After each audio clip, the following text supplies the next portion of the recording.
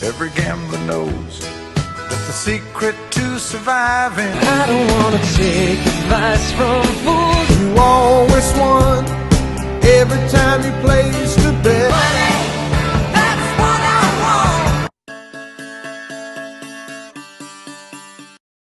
Joe Duffy, CEO of OffshoreInsiders.com. If you've watched my videos or read my articles over the years, I've never made it a secret there are some quote-unquote competitors out there where I think they have fantastic databases. You check my videos here, you'll see, for example, when I do my tutorials on handicapping in the NBA, NFL, I mention very specific websites that I use that have great databases. I've also talked about how other handicappers have influenced me over the years, and not just when I was young, but even today. For example, obviously when I got my start, the first two people that I worked directly with, Hank Stram and Ray Scott, yes, two NFL Hall of Famers. Well, Ray Scott I know is in the Broadcasting Hall of Fame. Yes, he's a legendary announcer. Hank Stram, the former NFL coach. They were both professional sports handicappers through the Score Phones 900 numbers, the first company I worked for out of college, and I learned from them. I was like a sponge with them. I also did a video where I was very specific about what I learned from professional gambler Billy Walters.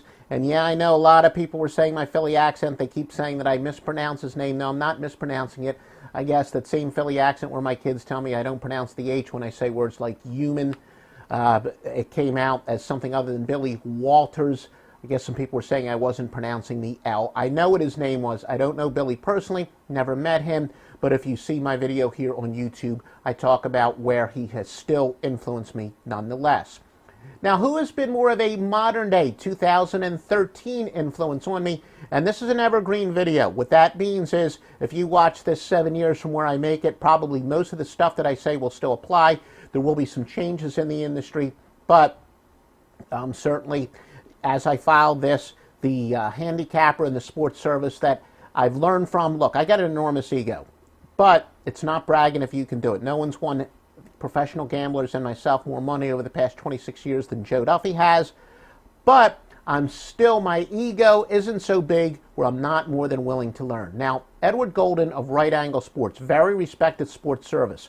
What have I picked up from them and what knowledge have I gained from them to also become an even better sports service here? Like Billy Walters, Edward I've never actually corresponded with, don't know him personally, but much like there are 4 or 5 guys that on a regular basis I trade info with, what I do with his picks at Right Angle Sports, I notice a pattern.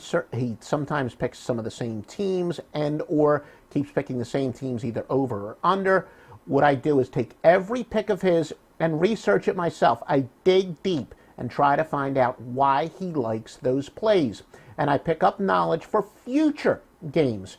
And in just the past couple weeks, I've gotten my first, second, and third emails from my clients who are saying, wait a minute, are you guys trading picks? They notice that Joe Duffy's picks is often coming out with a couple of the same picks that he is before they do come out, especially when it comes to sides. No, I have actually borrowed his knowledge to come up with my own picks. But what I have done is there's no real code that they are doing there. Now, when it comes to totals, it does notice that a lot of their totals have to do with points. If you take the points per possession, number of possessions per game compared to the total, there's a definite correlation. But he's handicapping games much like I always have, except that he's been specializing in certain conferences where I like to do kind of an Evelyn Wood, get news and notes, dig a little bit deeper in every single solitary conference. But when I notice that he's been picking the same teams, either to win or picking against the same teams, I dig deep and find why.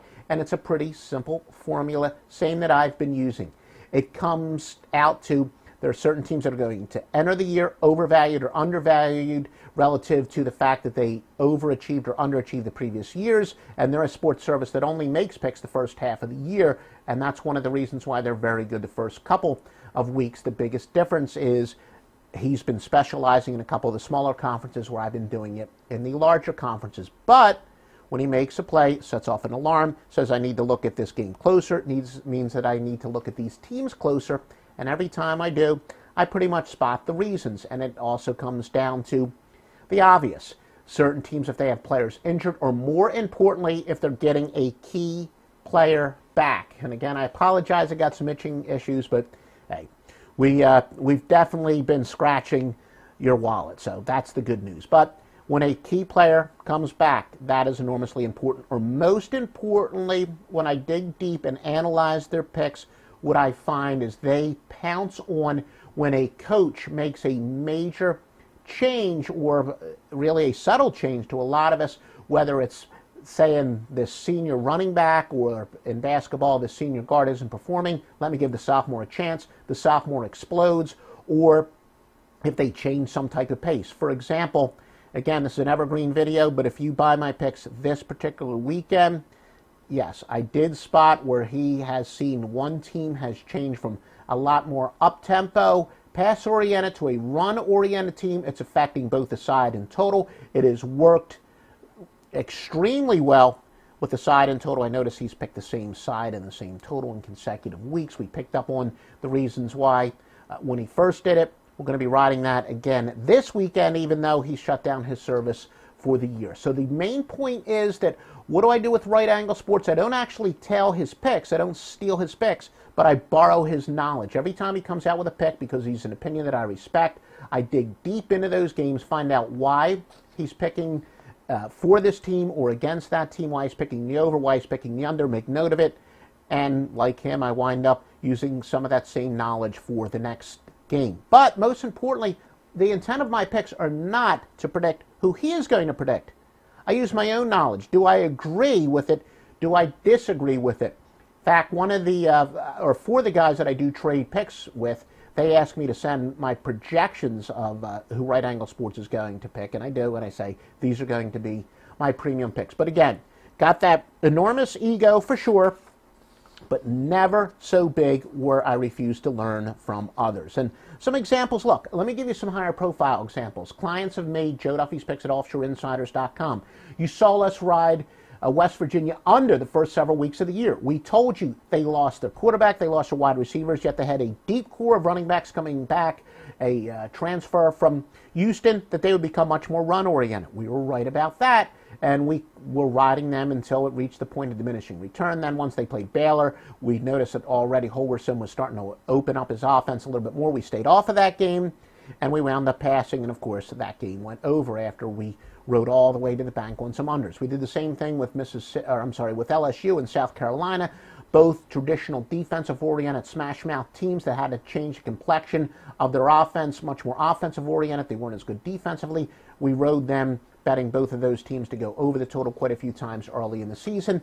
And what I have found out is that, you know, if I do research Rass's games just a little bit further, that admittedly Golden is excellent at spotting such examples with these smaller colleges. He does it very well in college basketball and college football. And like I said, nobody does it better than us, but I will never, ever, ever have an ego so big where I can't learn from a small number of other people. And that will always be the case. And that includes, literally, there are, depending on the sport, always less than a half dozen other handicappers not already on offshoreinsiders.com who have some knowledge where I'm going to either read their analysis if they have it in their picks, or in the case of Right Angle Sports, I'm going to deeply research why they are making picks and not. So we not only scout the teams that we're handicapping, but occasionally we scout other handicappers for good intel.